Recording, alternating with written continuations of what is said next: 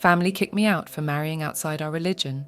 Now they're desperate for my help after my sister's marriage fell apart.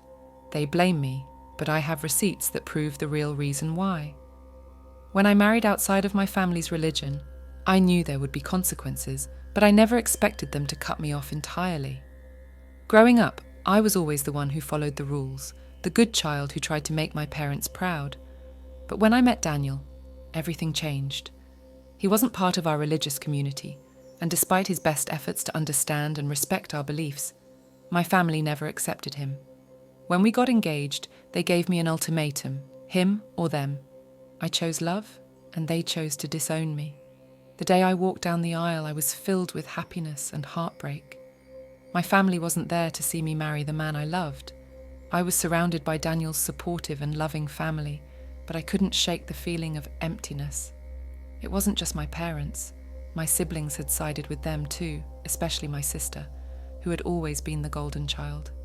She made it clear that by marrying outside our faith, I was betraying everything we'd been taught. So I started a new life with Daniel, without the family I'd once been so close to. Years passed, and although the pain of being disowned never fully disappeared, I learned to live with it. Daniel and I built a wonderful life together, filled with love, laughter, and the kind of partnership I always dreamed of. My in-laws became the family I had lost, and though it wasn't the same, it was enough. But every now and then, I'd hear about my family through mutual acquaintances or social media, little snippets of their lives that reminded me of what I was missing. That's how I first heard about my sister's divorce. Like and comment below if you want to see more, and don't forget to subscribe for updates. My sister, the perfect one who always did everything right, was going through a messy divorce, and the gossip surrounding it was juicy enough that it eventually reached me. People were saying that her husband had cheated on her, but there were also whispers that it wasn't that simple, that my sister had her own secrets. I felt a pang of sympathy for her, despite everything. Divorce is painful, and knowing my family, they were probably blaming her for the whole thing, even if she wasn't at fault.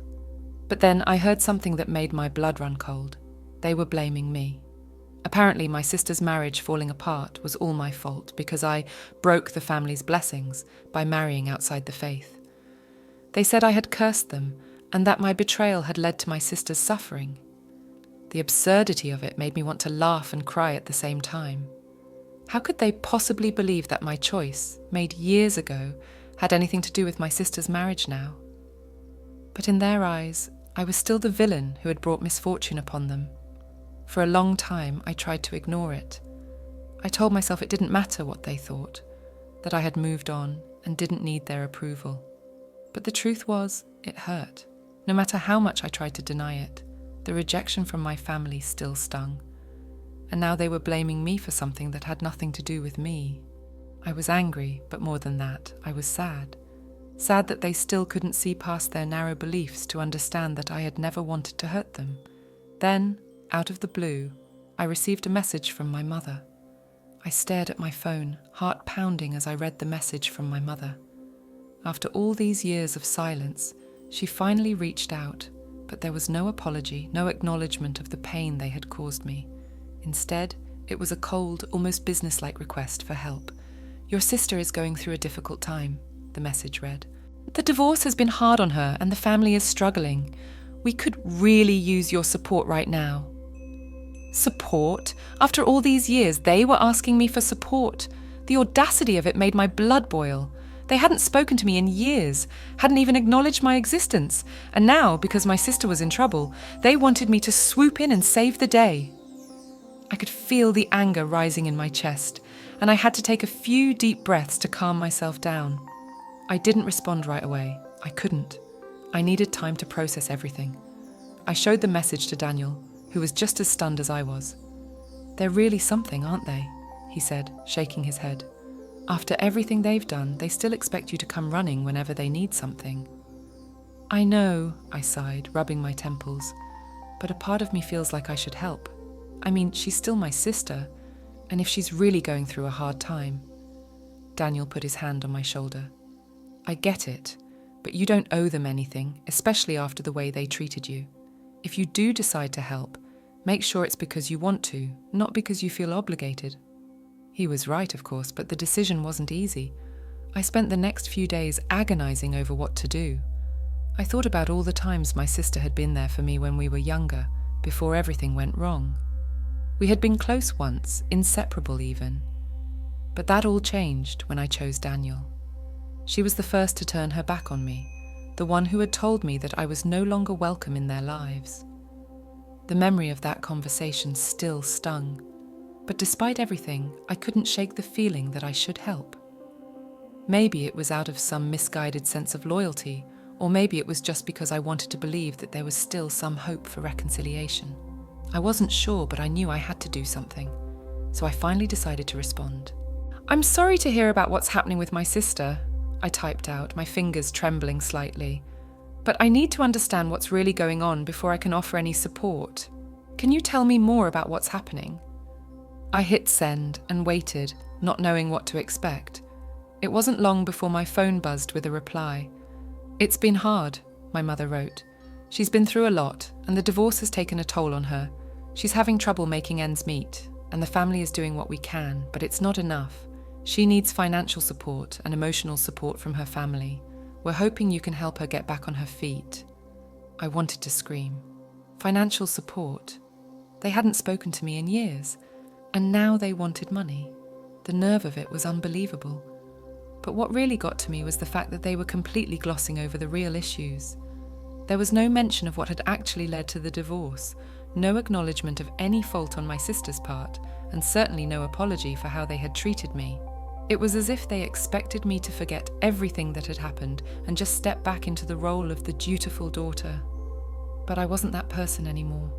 I had spent too many years trying to heal from the wounds they had inflicted on me, and I wasn't about to let them use me now just because it was convenient for them. So I decided to dig deeper. I reached out to a mutual friend who still had some contact with my family and asked if they knew anything more about what had happened. What they told me left me speechless. "It wasn't just the husband who cheated," my friend said. "Your sister had been having an affair for years. Apparently she was the one who started it, and when her husband found out, things got ugly. There's a lot more to the story, but that's the gist of it." I felt like the ground had been pulled out from under me. My sister had been cheating? All this time, they had been blaming me, saying that I was the one who brought misfortune on the family, when in reality, she had been living a lie. And now, they wanted me to help clean up the mess she had made. The hypocrisy of it all was staggering. I knew I needed to confront them, to finally stand up for myself and make it clear that I wasn't going to be their scapegoat any longer. But first, I needed proof. I asked my friend if they could get me any evidence, something concrete that I could show my family. They agreed to help, and within a few days, I had everything I needed. Armed with the truth, I prepared myself for the confrontation that I knew was long overdue. It was time to expose the real reason behind my sister's divorce, and finally put an end to the lies that had torn my family apart. With evidence in hand, I felt a strange mix of emotions: anger, betrayal, but also a sense of vindication. After all these years of being blamed, I finally had the proof that I wasn't the one who had cursed the family. It was time to confront the lies head on. I called my mother, something I hadn't done in years. The phone rang longer than I expected, and just when I thought it might go to voicemail, she picked up. "Hello?" Her voice was cautious, as if she couldn't quite believe I was calling. "It's me," I said, trying to keep my voice steady. "We need to talk." There was a long pause. "I'm glad you called," she finally said. "I've been praying for this. We've missed you, you know."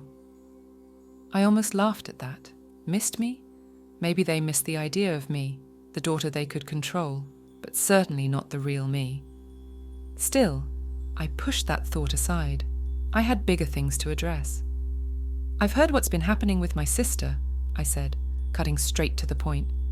"And I've also heard what the family's been saying about me, blaming me for her divorce, claiming that I brought bad luck by marrying outside the faith." My mother didn't respond right away, and when she did, her tone was defensive. "We're just trying to understand why all this is happening. We've been through so much, and it's hard not to see a connection." "A connection?" I snapped. You really think my marriage had anything to do with what happened to her? Because I've got news for you. The truth is a lot uglier than you're willing to admit. There was a sharp intake of breath on the other end. What do you mean? I mean that my sister's divorce isn't because of some curse or bad luck. It's because she's been having an affair for years, and I have proof. The silence that followed was deafening.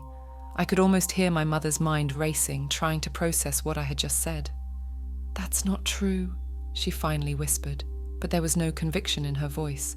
"It is true," I said, my voice firm, "and I have the evidence to back it up. You want to blame me for her mistakes. Go ahead, but you can't hide from the truth forever. I'm done being your scapegoat." I heard my mother's breath hitch, and for a moment I thought she might hang up, but instead she said something I didn't expect.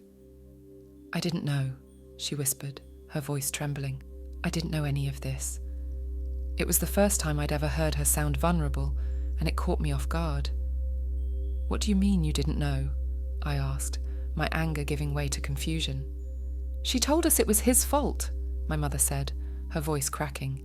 "She said he cheated, that he was the one who broke their marriage. We believed her.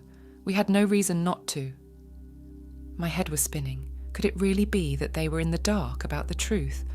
Or was this just another way to deflect responsibility? "You chose to believe her because it was easier than admitting the truth," I said. "Easier than accepting that she's not the perfect daughter you always thought she was." There was a long pause, and when my mother spoke again, she sounded defeated. "I don't know what to say." "You don't have to say anything," I replied.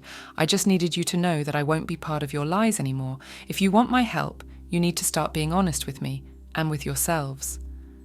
"I understand," she said quietly. "But what about your sister?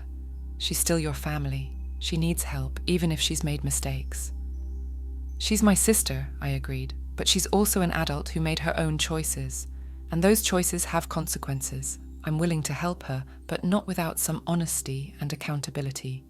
If she can admit what she did, then we can talk about how to move forward, but I'm not going to enable her behaviour." My mother's voice wavered. "I'll talk to her. I'll try to get her to understand." "Good," I said, softening slightly. "And one more thing. If you ever blame me for anything like this again, we're done. I mean it." "I'm sorry," she whispered, and this time I could tell she meant it. "I really am." After we hung up, I felt a strange sense of relief, as if a weight had been lifted off my shoulders, but it wasn't over yet. My sister was the one I needed to confront now, and that was going to be much harder.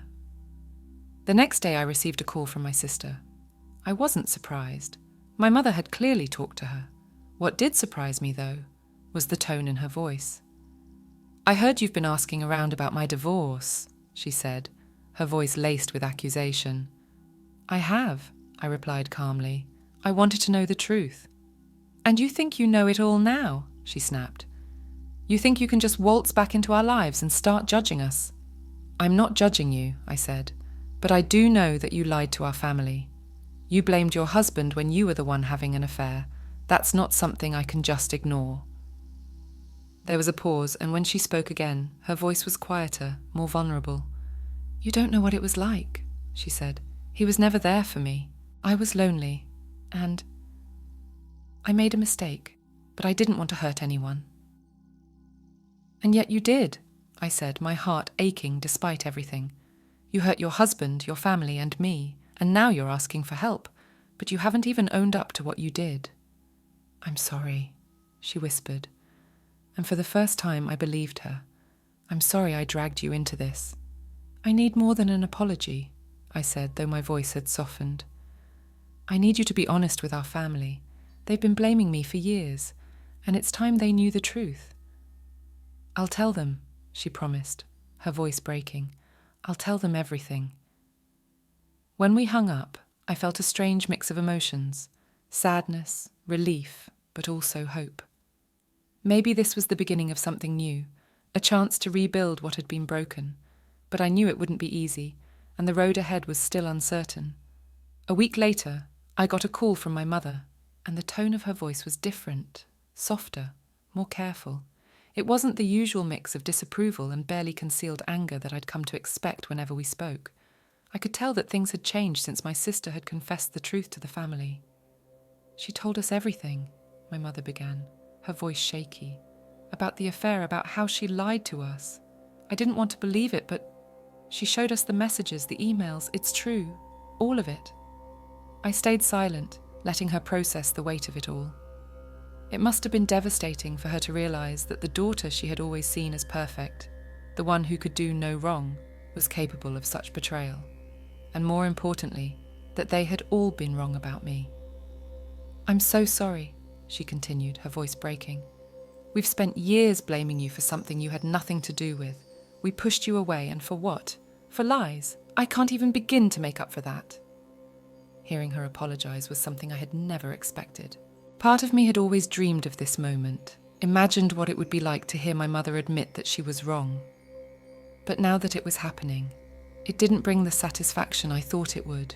Instead, it just felt sad. So much time had been wasted, so much pain inflicted, and for what? "I appreciate that," I said quietly, my voice calm but firm.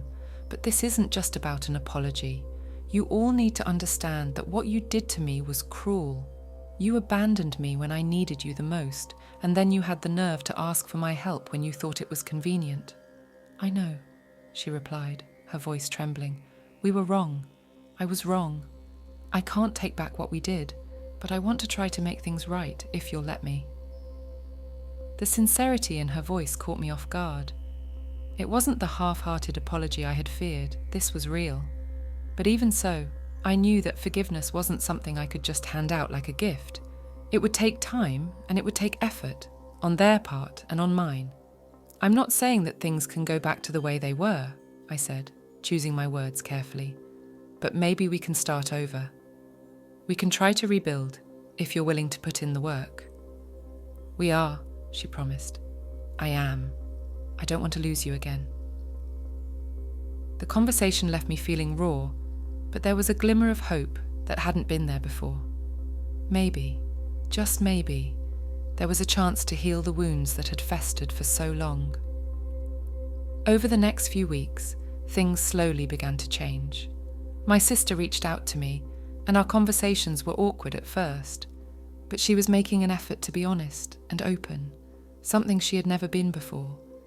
She admitted to me how she had been feeling during her marriage, how lonely and trapped she had felt, and how she had made mistakes that she deeply regretted. It didn't excuse her actions, but it helped me to understand why she had done what she did. "I know I hurt you," she said one day, her voice filled with guilt. "I was so focused on being the perfect daughter that I didn't see what it was doing to you. And when you married Daniel, I couldn't handle it. I thought you were throwing everything away, and I was so angry at you. But now I see that you were just trying to find happiness in your own way, and I had no right to judge you for that." Her words were a balm to the wounds that had been festering for years. For the first time in a long time, I felt like maybe we could find a way back to each other. As for my parents, it was a slower process. My mother was trying, but there were years of resentment and hurt to work through. Every conversation was a careful dance around old wounds, but I could see that she was making an effort, and that meant something. My father, on the other hand, was more distant. He had always been the more stubborn one, the one who held on to grudges, and I knew that earning his forgiveness or giving mine would be the hardest part of all. One evening, as I was sitting with Daniel, I told him everything that had happened. "Do you think they can really change?" I asked, voicing the doubt that had been gnawing at me. He looked at me thoughtfully. "People can change," he said, "but it's not easy, and it doesn't happen overnight.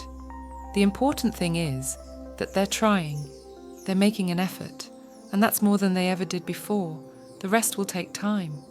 I nodded, feeling the truth of his words. It was going to take time, and there were no guarantees. But for the first time in years, I felt like we were moving in the right direction. A few weeks later, my mother called me again. This time, her voice was lighter, more hopeful. "We're having a family dinner," she said. "Nothing fancy, just us. We'd love it if you and Daniel could come." I hesitated. The thought of walking back into that house filled with so many memories, both good and bad, overwhelming me. But then I thought about everything we'd been through, all the pain and the hurt, and how far we'd come in just a few short weeks. Maybe this was the next step. Okay, I finally said, we'll be there. The night of the dinner, I was a bundle of nerves. Walking up to that front door, Daniel's hand in mine, felt like stepping back in time. But when my mother opened the door, her face lit up with a genuine smile, and for the first time in years, I felt like maybe, just maybe, we could find a way to be a family again. Dinner was awkward at first, but as the night went on, the tension slowly began to melt away. We laughed, we reminisced, and for a few hours it felt like old times. My sister was quieter than usual, but there was a sincerity in her eyes that I hadn't seen before. My father was still reserved, but he made an effort to engage with Daniel, something he had never done before. It was a small step, but it was something. As we were leaving, my mother pulled me aside. "Thank you for coming," she said, her voice thick with emotion. "It means more to me than you know." I looked at her, seeing the vulnerability in her eyes, and I realized that she was trying. She was really trying to make things right, and maybe that was enough for now. "We'll take it one step at a time," I said, giving her a small smile. "We'll see where it goes." As Daniel and I drove home, I felt a sense of peace that I hadn't felt in years. The road ahead was still uncertain, and there were no guarantees, but for the first time in a long time, I felt like we had a chance, a real chance, to heal the wounds that had torn us apart. And that was something worth fighting for. Thank you all for sticking with me through this journey. It's been a roller coaster of emotions, but I'm hopeful for the future. What do you think? Would you give them another chance if you were in my shoes? I'd love to hear your thoughts.